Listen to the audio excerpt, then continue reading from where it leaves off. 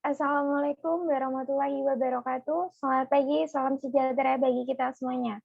Kepada yang terhormat Ibu Ika Korita Swasti, selaku dosen pengampu mata kuliah Manajemen Sumber Daya Manusia dan teman-teman semuanya yang berbahagia.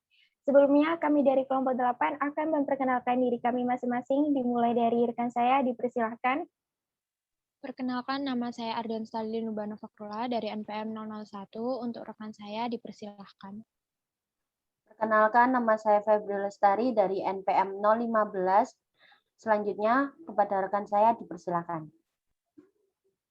Perkenalkan, nama saya Lulu Syarafadina Almianti, NPM 030. Selanjutnya, rekan saya.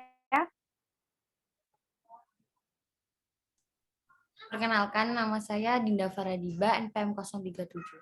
Saya kembalikan kepada moderator. Baik, kelompok kami akan mempresentasikan hasil diskusi kami mengenai pengembangan karir. Adapun subbab yang akan kami bahas yaitu yang pertama adalah pengertian dari pengembangan karir, yang kedua tahap-tahap dari pengembangan karir, yang ketiga pengembangan karir secara individual, yang keempat keterkaitan antara kerja, keluarga, dan waktu senggang, dan yang terakhir adalah studi kasus. Baik, subbab yang pertama akan disampaikan oleh rekan saya, dipersilakan.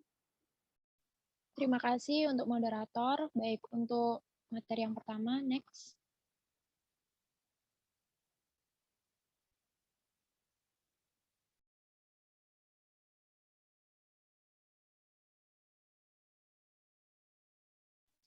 Baik, untuk materi yang pertama sendiri ialah pengertian dari pengembangan karir itu sendiri. Pengembangan karir adalah proses mengidentifikasi potensi karir pegawai serta menerapkan cara-cara yang tepat untuk mengembangkan potensi tersebut. Secara umum, proses pengembangan karir dimulai dengan mengevaluasi kinerja karyawan. Proses ini lazim disebut dengan penilaian kerja. Lalu materi yang kedua itu bentuk-bentuk dari pengembangan karir.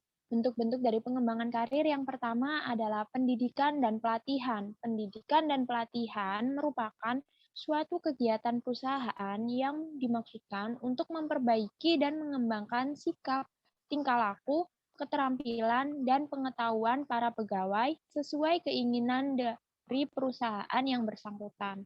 Lalu yang kedua adalah promosi. Promosi sendiri adalah suatu perubahan posisi atau jabatan dari tingkat yang lebih rendah ke yang lebih tinggi. Perubahan ini biasanya akan diikuti dengan meningkatnya tanggung jawab. Lalu yang ketiga, bentuk mutasi.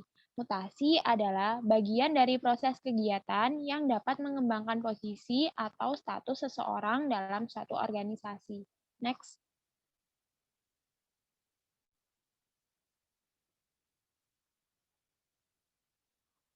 Baik, untuk selanjutnya, prinsip dari pengembangan karir. Prinsip di sini ada 4. Yang pertama, pekerjaan itu sendiri mempunyai pengaruh yang sangat besar terhadap pengembangan karir. Bila setiap hari pekerjaan menyajikan suatu tantangan yang berbeda, apa yang dipelajari di pekerjaan jauh lebih penting daripada aktivitas rencana pengembangan formal. Lalu, prinsip yang kedua, bentuk pengembangan skill yang dibutuhkan ditentukan oleh permintaan pekerjaan yang spesifik. Contohnya ialah skill yang dibutuhkan untuk menjadi supervisor akan berbeda dengan skill yang dibutuhkan untuk menjadi middle manager. Lalu, yang ketiga, pengembangan akan terjadi hanya jika seorang individu belum memperoleh skill yang sesuai dengan tuntutan pekerjaan. Jika tujuan tersebut dikembangkan lebih lanjut oleh seorang individu, maka individu yang telah memiliki skill yang dituntut pekerjaan akan menempati pekerjaan yang baru. Lalu prinsip yang keempat, waktu yang digunakan untuk pengembangan dapat dikurangi dengan mengidentifikasi rangkaian penempatan pekerjaan individu yang rasional. Lalu materi selanjutnya, tujuan dari pengembangan karir itu sendiri ialah untuk menyesuaikan antara kebutuhan dan tujuan karyawan dengan kesempatan karir yang tersedia di organisasi saat ini dan di masa yang akan datang. Next.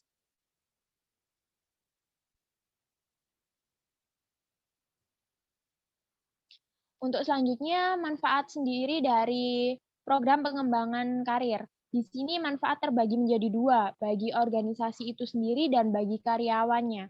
Yang pertama, adapun manfaat yang diperoleh oleh organisasi ialah meningkat kemampuan organisasi untuk memperoleh dan mempertahankan karyawan yang berkualitas. Yang kedua, menjamin ketersediaan tenaga ahli yang dibutuhkan. Yang ketiga, meningkatkan motivasi karyawan. Yang keempat, menjaga proses kaderisasi agar berjalan dengan baik. Lalu bagi karyawannya sendiri, yang pertama, meningkatkan tanggung jawab. Yang kedua, memaksimalkan potensi. Yang ketiga, meningkatkan otonomi. Yang keempat, menambah tantangan dalam bekerja. Baik, untuk materi yang selanjutnya akan disampaikan oleh rekan saya. Dipersilahkan, terima kasih.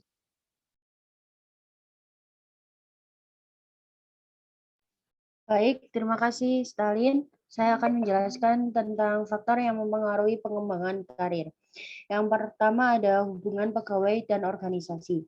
Secara ideal, hubungan pegawai dan organisasi berada dalam hubungan yang saling menguntungkan, sehingga demikian organisasi dapat mencapai produktivitas kerja yang lebih tinggi.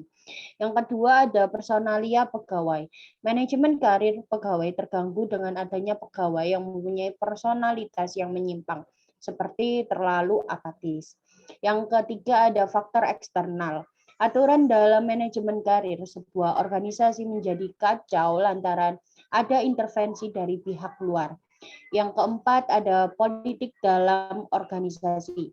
Perencanaan karir akan menjadi sebuah basa-basi ketika ada virus politicking seperti hubungan antar teman. Yang kelima ada sistem penghargaan. Organisasi yang tidak memiliki sistem penghargaan yang jelas akan cenderung melakukan pegawainya secara subjektif. Yang keenam ada jumlah pegawai. Semakin banyak jumlah pegawai, maka akan semakin ketat persaingan untuk menduduki suatu jabatan.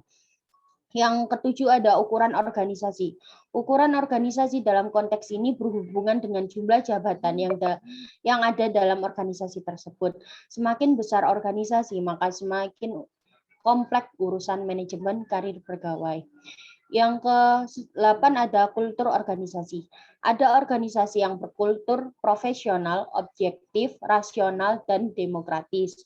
Dan kultur ini sedikit banyak akan mempengaruhi pengembangan karir yang ada dalam organisasi tersebut.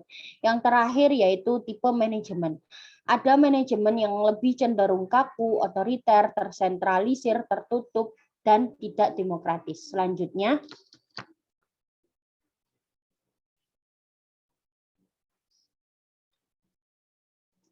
tahap-tahapan pengembangan karir menurut Dassler tahun 2007. Yang pertama ada tahap pertumbuhan.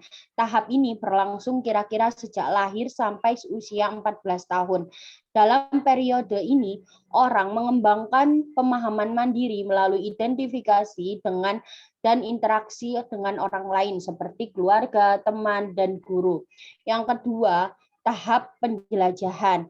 Tahap ini terjadi pada periode usia 15 sampai 24 tahun.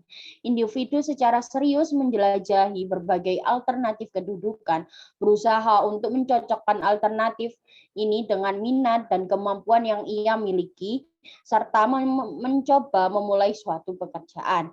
Yang ketiga ada tahap penetapan. Tahapan ini berlangsung kira-kira dari usia 24 sampai 30 tahun yang merupakan dari jantung kehidupan orang banyak. Yang keempat ada tahapan pemeliharaan. Tahapan ini berlangsung pada usia sekitar 45 sampai 65 tahun. Selama periode ini, orang mengamankan tempatnya dalam dunia kerja. Yang terakhir adalah tahap kemerosotan. Tahapan ini disebut juga usia pensiun, di mana individu mempunyai prospek harus menerima berkurangnya level kekuasaan dan tanggung jawab yang ia miliki. Selanjutnya,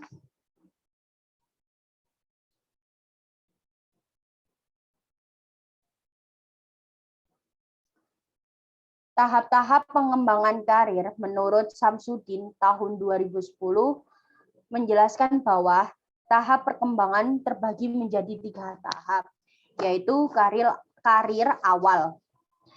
Organisasi dapat membantu karyawan baru agar terlibat dalam eksplorasi karir, menyusun karir mereka selama tahap awal dengan melakukan orientasi dan praktik mentoring yang memberikan tantangan kerja langsung dan tanggung jawab secara efektif dan menawarkan umpan balik kerja yang konstruktif. Selain itu, perusahaan sebaiknya mendorong para karyawannya agar berpartisipasi dalam pelatihan penilaian mandiri dan membantu mereka dalam menentukan jalur karir yang realistik. Yang tahap kedua yaitu karir pertengahan. Setelah menyelesaikan masalah pada karir awal, individu selanjutnya bergerak ke dalam suatu periode stabilisasi ketika ia dianggap produktif, menjadi semakin lebih kelihatan memikul tanggung jawab yang lebih berat dan menerapkan sebuah rencana karir yang lebih berjangka panjang. Yang terakhir ada karir akhir. Suatu titik balik terhadap produktivitas atau penurunan dan pensiun dini mewarnai krisis pertengahan karir. Individu yang produktif dapat memikul peran staf, senior, atau manajemen puncak, atau mungkin tetap sebagai kontributor dalam peran non-kepemimpinan. Dalam tahap ini, individu mesti menjernihkan dirinya. Pada akhirnya, individu mulai melepaskan diri dari pelitan tugas-tugasnya dan bersiap untuk pensiun. Selanjutnya akan dijelaskan oleh teman saya. Kepadanya dipersilakan.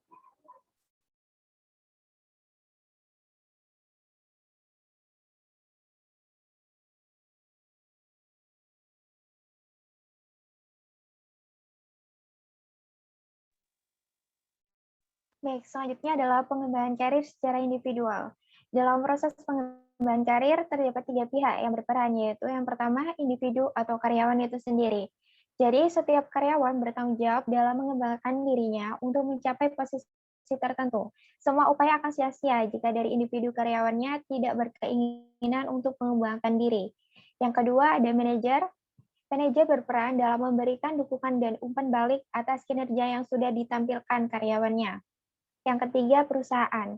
Peran perusahaan adalah menjadi penggerak dengan memberikan program pelatihan, pilihan jenjang karir, dan melalui kebijakan yang dimiliki. Untuk itulah, upaya pengembangan karir yang merupakan salah satu bentuk manajemen sumber daya manusia ini dilaksanakan melalui suatu program yang dikenal dengan sebutan program pengembangan karir atau Career Development Program. Secara individual, setiap anggota organisasi atau karyawan perusahaan harus siap mengembangkan diri dalam rangka meniti jenjang karirnya lebih lanjut. Ada 6 kegiatan pengembangan karir yang dapat dilakukan masing-masing individu sebagai berikut. Yang pertama adalah prestasi kerja. Kegiatan paling penting untuk memajukan karir adalah prestasi kerja yang baik, karena mendasari semua kegiatan lainnya. Kemajuan karir sangat bergantung pada prestasi kerja atau performance. Yang kedua, exposure. Kemajuan karir juga ditentukan oleh exposure, yang berarti menjadi dikenal oleh orang-orang yang memutuskan promosi, transfer, dan kesempatan karir lainnya. Tanpa exposure, karyawan yang berprestasi baik mungkin tidak akan mendapatkan kesempatan untuk mendapatkan kesempatan karirnya. Para manajer mendapatkan exposure terutama melalui prestasi, laporan tertulis prestasi lisan, kerja panitia, pelayanan masyarakat, dan kerja mereka sendiri. Yang ketiga, permintaan berhenti. Hal ini merupakan suatu cara untuk mencapai sasaran karir bila ada kesempatan karir di tempat lain. Dengan permintaan berhenti tersebut, yang bersangkutan berpindah tempat kerja. Berpindah-pindah tempat kerja, sementara bagi manajer profesional merupakan bagian strategi karir mereka. Yang keempat, kesetiaan pada organisasional. Kesetiaan pada organisasi turut menentukan kemajuan karir yang bersangkutan. Kesetiaan organisasional yang rendah umumnya ditentukan oleh para sarjana baru yang mempunyai harapan tinggi tetapi sering kecewa dengan tempat tugas pertama mereka, dan para profesional yang kesetiaan pertamanya pada profesinya. Yang kelima, mentor dan sponsor. Apabila para mentor atau pembimbing karir informal berhasil membimbing karir karyawan atau pengembangan karirnya lebih lanjut, para mentor tersebut dapat menjadi sponsor mereka. Seorang sponsor adalah orang-orang dalam organisasi yang dapat menciptakan kesempatan pengembangan karir bagi orang lain. Seringkali sponsor karyawan adalah atasan mereka langsung. Yang terakhir, kesempatan untuk berkembang. Hal ini terjadi bila karyawan meningkatkan kemampuan, misalnya program pelatihan, pengambilan kursus, atau penambahan gelar. Hal ini berguna bagi Departemen Personalia dalam pengembangan sumber daya manusia internal maupun bagi pencapaian karir karyawannya. Next.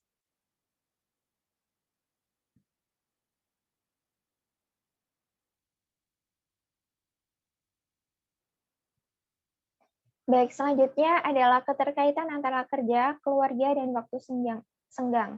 Yang pertama, keterkaitan kerja dengan pengembangan karir.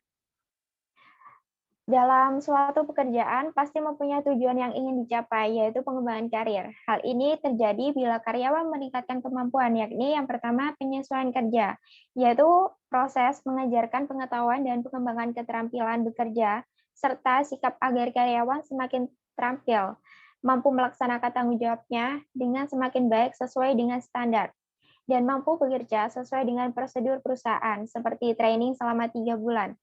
Yang kedua, pengambilan kursus, yaitu proses di mana individu ingin mempelajari keterampilan yang lebih, seperti kursus menyetir.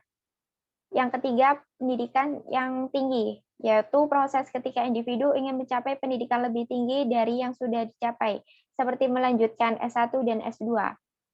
Misalnya program pelatihan, pengambilan kursus, atau penambahan gelar. Hal ini berguna bagi Departemen Personalia dalam pengembangan sumber daya manusia internal maupun bagi pencapaian karir karyawan.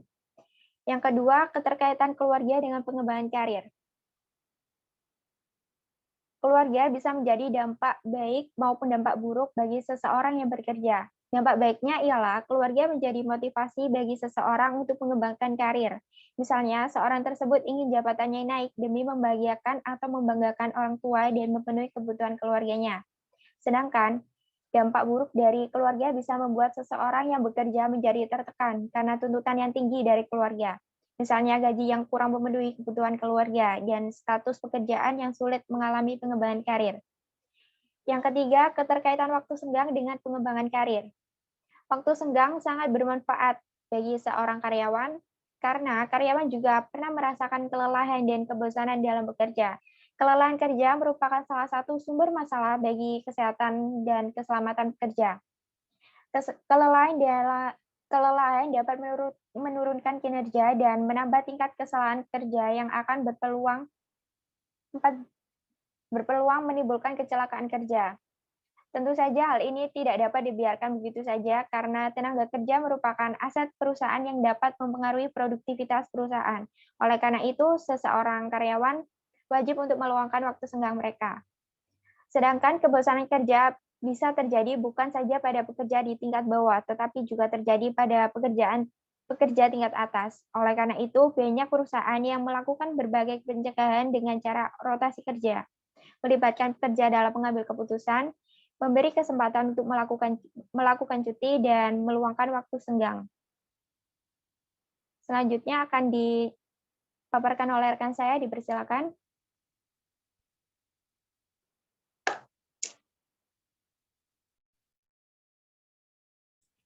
Baik, terima kasih. Jadi, keterkaitan antar kerja, keluarga, dan waktu senggang itu saling berkaitan dengan pengembangan karir. Karena individu tersebut bekerja untuk keluarganya. Kemudian, keluarga menjadi salah satu faktor dari individu tersebut bekerja. Tempat untuk istirahat, serta waktu senggang yang bertujuan untuk menghilangkan kejenuhan dan mengevaluasi diri dari pekerjaan. Hal tersebut dilakukan agar pengembangan karir yang diinginkan dapat tercapai. Next.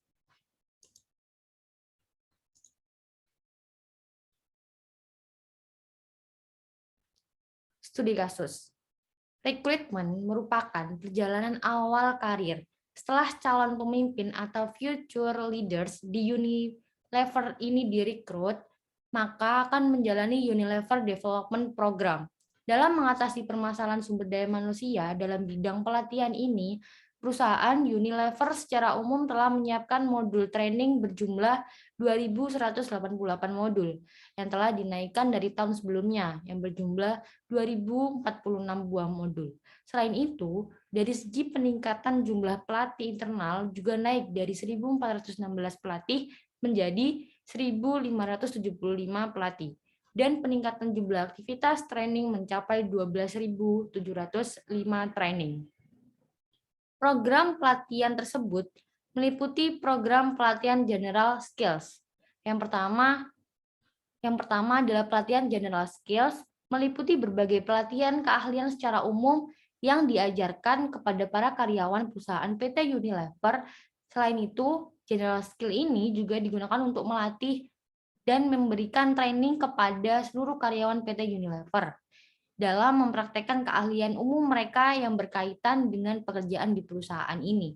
Yang kedua ada leadership skills yang disebut dengan sebagai keahlian atau kemampuan kepemimpinan. Keahlian ini juga diajarkan dan dilatih oleh perusahaan PT Unilever kepada para karyawan agar memiliki tanggung jawab dan sikap kepemimpinan sehingga dapat ikut mengarahkan dan mengoperasikan perusahaan sebagai layaknya pemimpin. Lalu yang ketiga ada professional skills. Ini maksudnya adalah kemampuan individu yang menunjukkan kemampuan profesionalnya dalam melaksanakan tanggung jawab pekerjaan di dalam perusahaan PT Unilever tersebut. Dan yang terakhir adalah sharing session.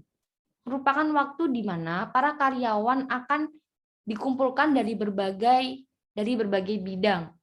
Lalu mereka akan memberikan keluh kesahnya seperti sharing kepada manajernya atau kepada atasannya. Oke, dari masing-masing program pelatihan tersebut masih memuat beberapa program di dalamnya secara mendetail dan khusus untuk membimbing dan melatih para karyawan untuk dapat mengembangkan keahlian dan untuk menyemangati para karyawan agar lebih termotivasi kembali di dalam melakukan pekerjaan. Dengan adanya pelatihan atau training, maka perusahaan telah ikut serta dalam mengembangkan karir para karyawannya, baik secara langsung maupun tidak langsung melalui program pelatihan dan pendidikan tersebut. Hal ini tentu akan menambah keahlian berkarir yang lebih tinggi bagi karyawannya, sehingga hal ini perlu dilakukan oleh berbagai perusahaan yang ingin meningkatkan mutu sumber daya manusianya demi kemajuan perusahaan juga. Next.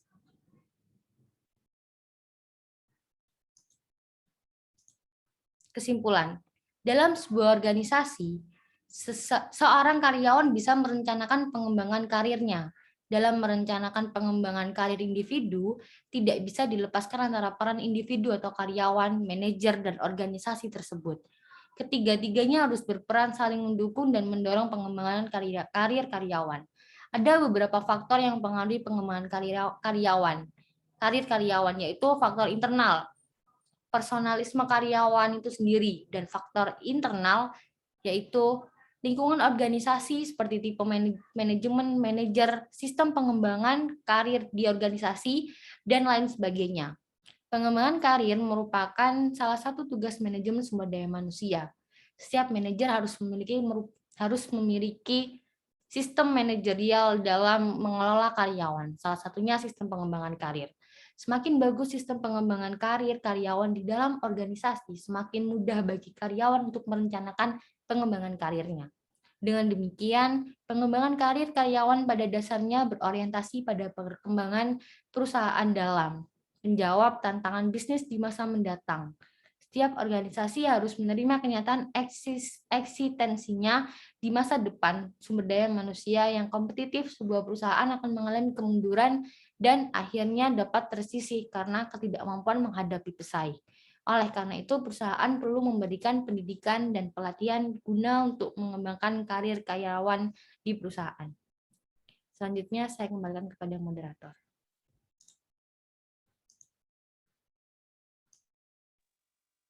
Baik, demikianlah presentasi dari kelompok kami. Semoga bermanfaat. Apabila ada salah kata dan ucapan, kami mohon maaf. Dan apabila ada pertanyaan ataupun sanggahan dari teman-teman, kami persilakan melalui kolom komentar. Jangan lupa untuk mencantumkan nama dan NPM-nya. Terima kasih.